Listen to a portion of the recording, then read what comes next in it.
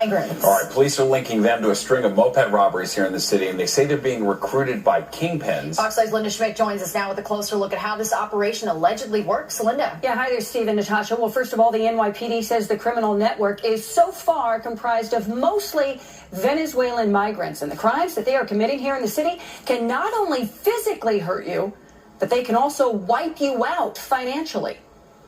What are we looking at?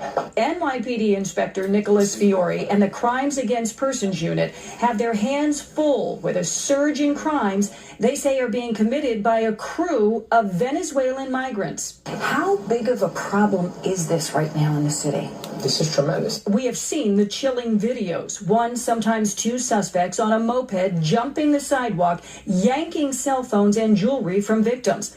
A 62-year-old woman in Brooklyn was recently dragged down the sidewalk.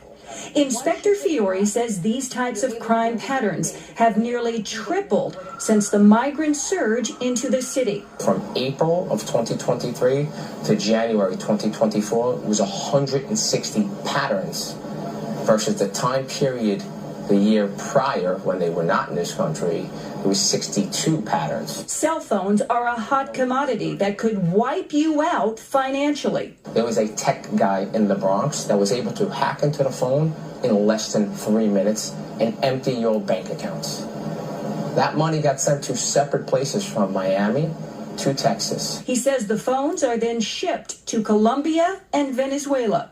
You could then take that phone and sell it for $1,000, $1,500. Fiore calls it a sophisticated operation that is orchestrated from outside the U.S., and the criminal network is expanding. There are orders coming from Colombia and Venezuela to Miami and then to New York. Kingpins here are contacting migrants in the city on WhatsApp. Those go to shelters all over New York City. If you're stealing the phones, it could be $300 to $600 per cell phone. In December, the NYPD was alerted the brutal Venezuelan gang called Tren de Aragua had made it across the border into New York. Their savage, bloody crimes are similar to the MS-13 gang. We were working off intelligence that there was an MS-13-like crew that was coming to America and committing these crimes. Not one of our perpetrators had admitted to being in a gang or a crew or MS-13 or Tren de Aragua, but it's not out of the picture. And the NYPD stressing once again, and they have said this so many times, they really want to get this point across here, that most of the migrants coming here are not committing crimes. This is a small group that is gradually growing, though, and doing a lot of damage. And the NYPD is working around the clock to get at them. Stephen? We're going to begin with a terrifying video of a woman being dragged across the street while she was being robbed. Tonight, cops are arresting several migrants for dozens of robberies all across New York City. Eyewitness News reporter Jim Dolan with what could happen to those migrants.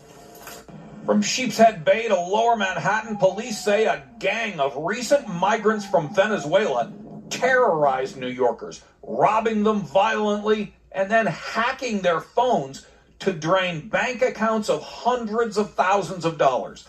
Police say this is one part of one migrant gang, and there are others. In recent months, a wave of migrant crime has washed over our city, but they are nonetheless preying on New Yorkers and making our city less safe. Here, a thief on a moped violently steals a purse, but most importantly, a phone. The phone is then hacked to drain the person's bank accounts. This one pattern has nearly 150 victims, but is part of a larger pattern of criminal gangs police say they have discovered in the migrant community. They're essentially ghost criminals. No criminal history, no photos, no cell phone, no social media. Sometimes we're even unclear on a name or a date of birth. This network of thieves predominantly live in the migrant shelter system. They use social media platforms to organize and coordinate their thefts. The increase in crimes committed by migrants has some wondering if bills signed into law under Mayor de Blasio that prevent the NYPD from cooperating with U.S. Immigration and Customs Enforcement, or ICE, should be reconsidered. These sanctuary city policies are ridiculous.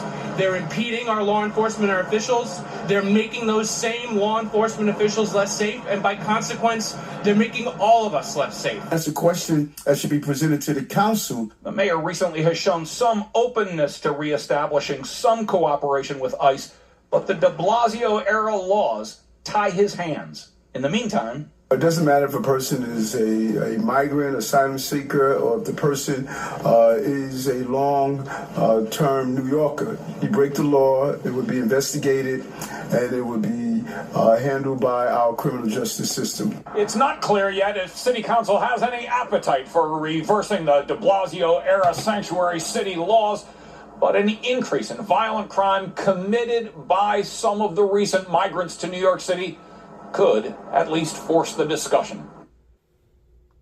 Well, hundreds of migrants are facing shelter evictions today as new rules go into effect. Yeah, this affects a lot of people. While some extenuating circumstances are considered, it won't be easy for asylum seekers to prove they should be permitted to stay. Good Day's Lizette Nunez joins us from outside the Roosevelt Hotel Intake Center in Midtown with the details and both sides of this story. Lizette, good morning. Good morning, Dan and Tashani. And those extenuating circumstances could be something like an upcoming immigration hearing, but the city says they have to place these shelter limits because they don't have room for everyone. Just last week, the city received more than 1,300 new arrivals. It has not gone away. We're still dealing with this every day. As the migrant crisis continues, New York City leaders will not stop evictions for adult migrants who've reached their 30 or 60-day shelter limit. Critics have called the policy inhumane. People said it's inhumane to put people out during the wintertime. So now they say it's inhumane to do it in the summertime. It's humane to do it in the springtime. It's inhumane to do it in the fall time. It's always inhumane to have to not be able to house 198,000 people. 250 migrants are expected to be evicted this week if they haven't proven they face extenuating circumstances to find new housing. The tightening of this policy comes after a court settlement surrounding New York City's right to shelter law. The rule does not apply to migrant families with children. City officials say they have done their part to help migrants figure out their next steps after their time at the shelter expires, including reticketing asylum seekers to other cities. We are giving them information, we are connecting them to resources, and we are talking to them about what those next steps are going to be. If we would not have done anything, we would have had 198,000 people still in our care instead of 65,000. And we also have an update out of Randall's Island. The Randall's Island Park Alliance, they are calling for all the tent shelters to be removed. This is something they have been asking from the city for quite some time now, but now they are threatening legal action. City officials also responding, say they need that space because, once again, we continue to see those new arrivals. That's latest here from Midtown. Dan and Tashana will send things back inside. Could be some real issues in the days ahead. Lizette, thank you very much. Hello, welcome to episode 96 of this episode of Mentality Migration. Due to the recent crisis of migration within larger cities within the United States, in particular New York City, since 2022, New York City has taken in more than 170,000 migrants.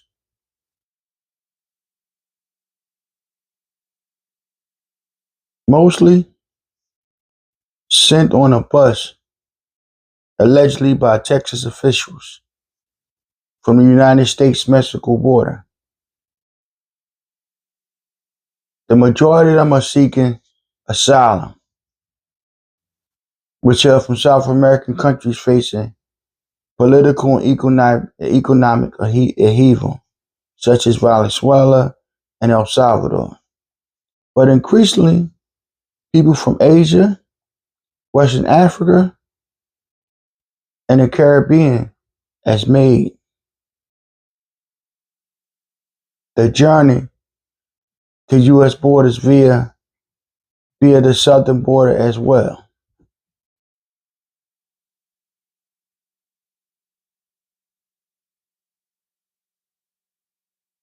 With New York being so-called sanctuary city,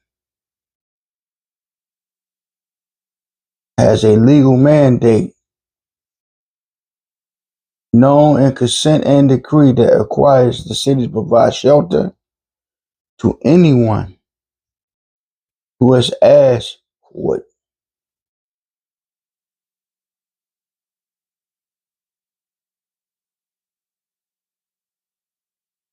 This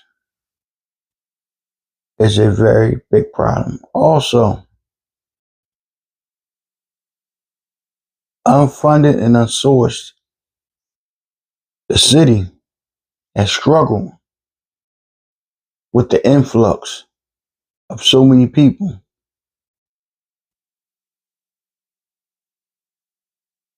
which has contributed to chaos. In October, the city changed its policies and requiring everyone in the shelter system to reapply for a bed for any 60 or 30 days. For asylum seekers trying to navigate the bizarre legal and healthcare system that with devastating consequences. This is why many organizations like Power Members of the Articles Athletic, activists Adam Whitbry of Africa, to name a few, has stepped up to fill out major gaps in the city's migration system.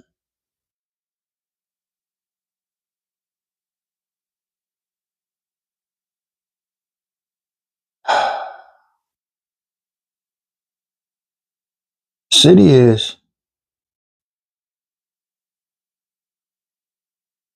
isn't fully meeting the migrants' needs. Despite sending $1.45 billion in migrants alone in 2023. Now let me say,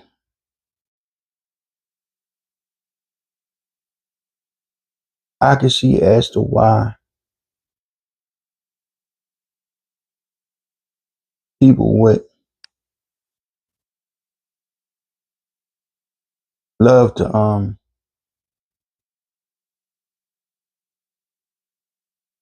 come to America. It's the land of freedom and opportunity, although we have its problems, but it's the land of freedom and opportunities.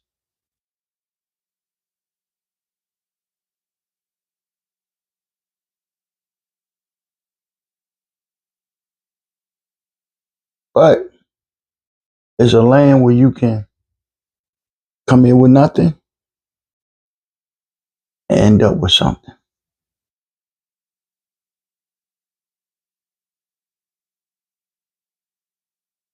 We have one of the most lenient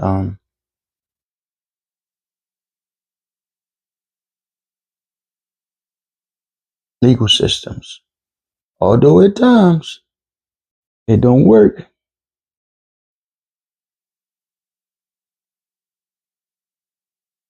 But we have a very good legal system. Healthcare probably here is probably top in the world.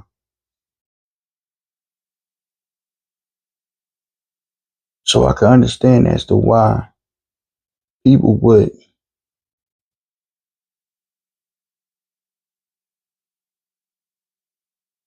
leave their countries seeking a better life in America. Make life better for themselves and their family. And as America being the melting pot of the world, with several different races, religions, and everything here within America, it provides for people.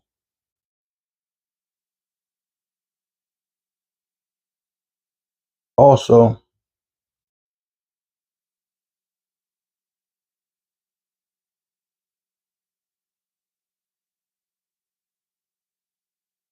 Also,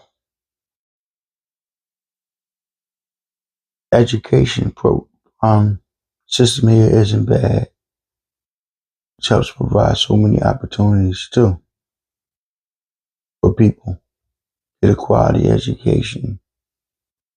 Even our worst jobs are better than their jobs than they have in their countries. And what's happening is everyone that comes here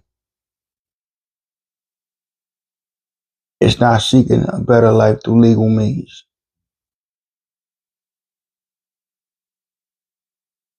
There's also people that's coming here that not abiding by the laws, abiding by the rules of the land.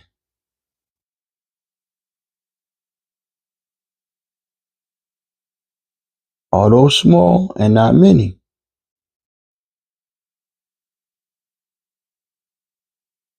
there are pockets of some of these people that has wreaked havoc and committed crimes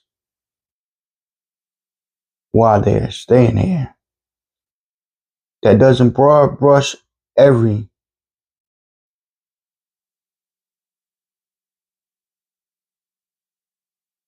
immigrant or person that's seeking asylum in the United States. Because it's not the majority of migrants. It's a small percentage that is committing the crimes and wreaking havoc.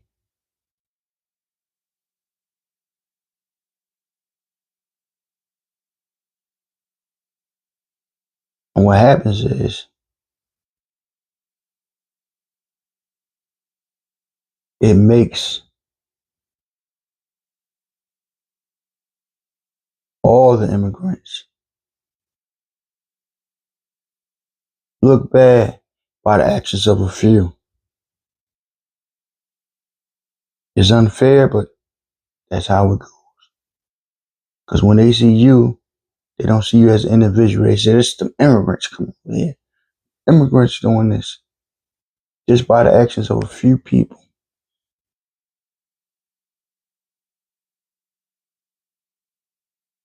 Well, I think the federal government should lend money and funds to help these cities deal with this crime wave and this influx of people. Yes, these crimes are being perpetrated by a few immigrants, not all, not many, but a few.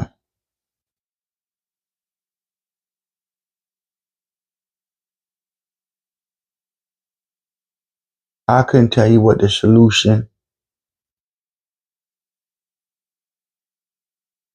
or the remedy for this problem is. But I can say this. If I'm the mayor of the city of New York, considering the money that the city is facing to spend to accommodate these immigrants, for our sheltering and food and programs to help them get acclimated into the United States, I would simply stop accepting right now. We're going to take care of and try to get the ones that's here acclimated to the United States. That we will do, but I'm not going to continue to accept people when we're struggling in so many ways to try to deal with take care of the people that we do have in New York City. As far as the crime go, I will implement newer and stricter laws that will try to deter immigrants that are here to act right and act normal, to do so. And it's only a few. And I'm not trying to badmouth or broad brush immigrants as a whole, Because after all, we're all immigrants in the United States. If you're not a Native American, we're all immigrants. But that's probably one of the only solutions that I could think of.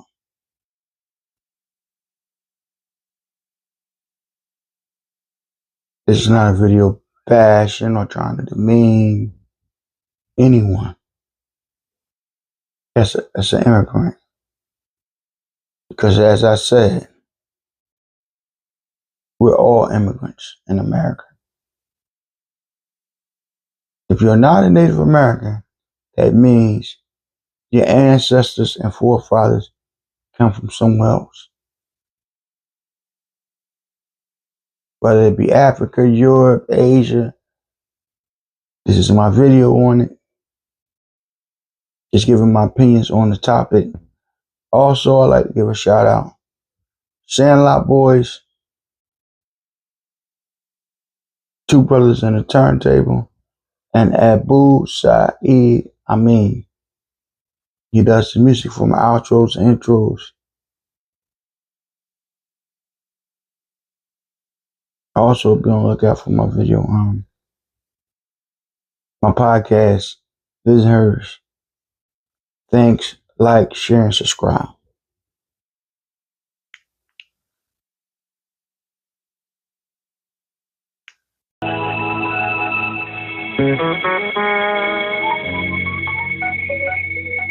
Abu Saeed.